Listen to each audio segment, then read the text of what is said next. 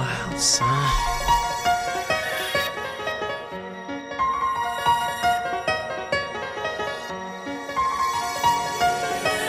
Let's take a ride on the wild, son.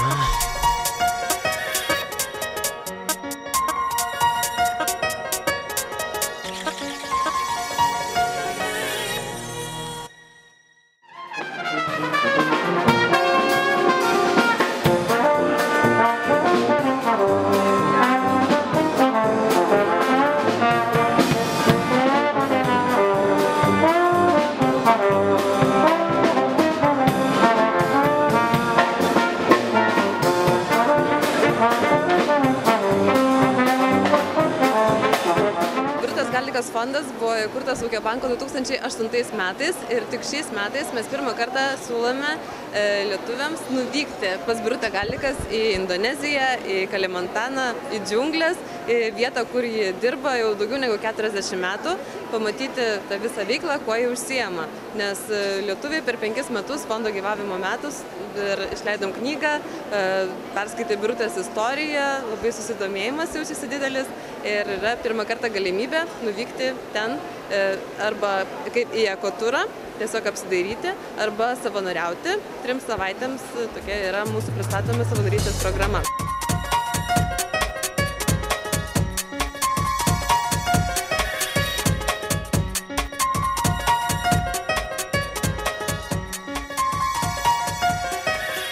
Be sincere.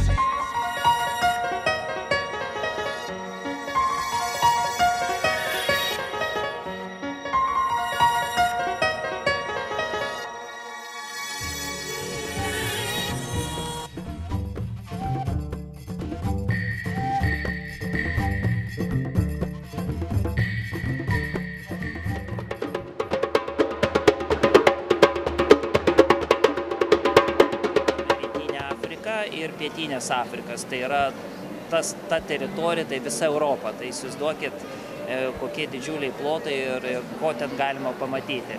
O šiais metais tai nauja kryptis, tai Mozambikas, pamirštas, man pačiam buvo siurprizas Mozambike pasižiūrėti pliažus, nes jie garsėja tuo, tai tikrai kas važiuos į Mozambiką nenusivils, ypač jeigu dar gyvens salose.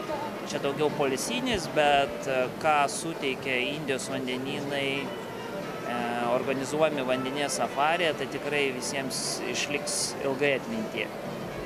O šiaip bendrai paėmus, kaip sakiau, žmonės ateinam, jiem viskas nauja, tai mums kaip abėcėlė pradėti reikia šnekėti viską nuo pradžių, nuo Pietų Afrikos, nuo Namibijos, ar Botsvanos, ar kitas šalis.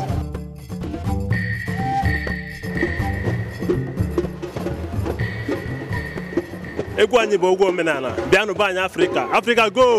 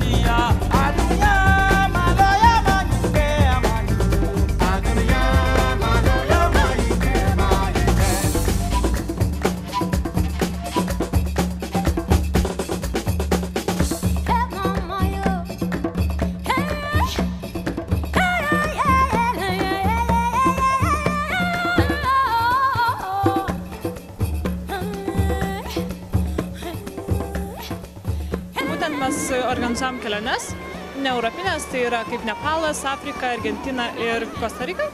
Ir tuo pačiu padedame žmonėm, kurie keliauja, apsirūpinti visą reikalingą įrangą, pradedant apatiniais rūbais, kas koncentruojasi ant lengvumo ir baigiant įvairiais aksesuarais tiek keliavimui, kuprinėmis, miegmaišiais ir visais kitais būtinais reikalingais daiktais kelionėje. kad žmogui nebūtų skausminga tiesiog lipti į pačią ar kalno viršūnę, tiesiog keliauti.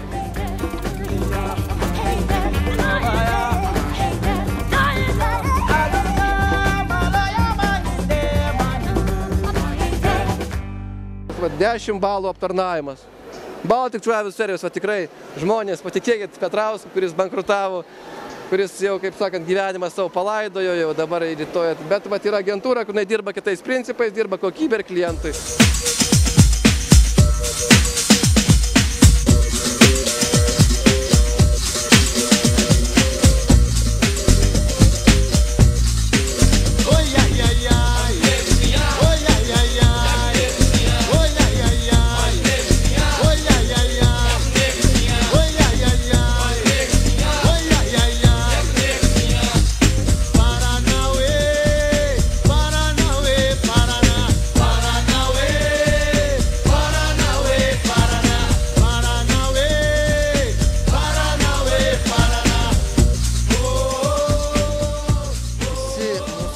Maršrutai yra magelaniški nuo agentūros pavadinimo Magelano kelionės, taip kaip keliavo Magelanas. Nepramintais tikrais takais, kad žmonės jaustųsi ne dar viena turistinis blizgučius kolekcionuojanti mase, bet kad jie pajaustų tą kelionių dvasią, kad atrastų ir kad grįžę papasakotų tai savo draugam, kaimynam, giminaičiam, kad pasakotų su užsidegimu, kad kiti žmonės, kurie niekada galbūt nėra iškeliavę, kad pagalvotų, kokio velnio aš savo atostogas leisdavau sode, kodėl aš neišvyzdavau. Šių metų mūsų pagrindinė kryptis yra Marokas, nes tai yra, mano nuomonė, lengviausiai pasiekiama iš Lietuvos egzotika. Iš 21 amžiaus per 2 valandas jūs patenkate į 16, į 11 amžių. Į Marakešą, raudonąjį miestą, tai reikia poros valandų pakilate į Atlaso kalnus, nusileidžiate ir ten yra Saharos dykuma, kur pasitęsite kilimą ir netgi nesinori eiti į molinę trubelę, kuri atstoja viešbutį, tai reikia pasidėti pagalvę po galvą, užsikloti audeklu ir tu matai, ir tu supranti, kad esi milijonų žvaigždučių viešbutį, nes prieš tavo akis milijonų žvaigždučių.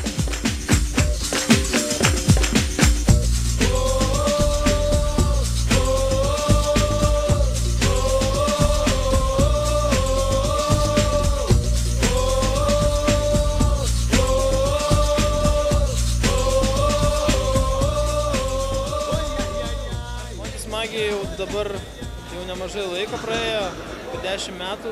Startavom nuo laipiojimo sienelės ir iš tikrųjų per tokį laiką išsivystė nemažai paslaugų. Tai yra ne tik laipiojimas ir treniruotės tiek vaikam, tiek suaugusiam salėse darom, bet atsirado ir kursai alpinizmo, su virvėmis treniruotis, tiek žmonės gali užsirašinėti ir išmokti patys valdyti techniką, galbūt kopti kalnus arba mokėti būti komandose, kur tai daroma į sudėtingose projektuose lipti kažkas tokio. Taip pat darom visokius renginius organizacijom, nes dažniausiai mes propaguojam tą aktyvų laisvalaikį ir tiek Lietuvoje galima nemažai ką veikti tiek miškuose, bet ir irgi niekados nepamiršam savo kalnietiškos dvasios, pasiemam virvių ir kažkokias trasas padarom, užduotis su tos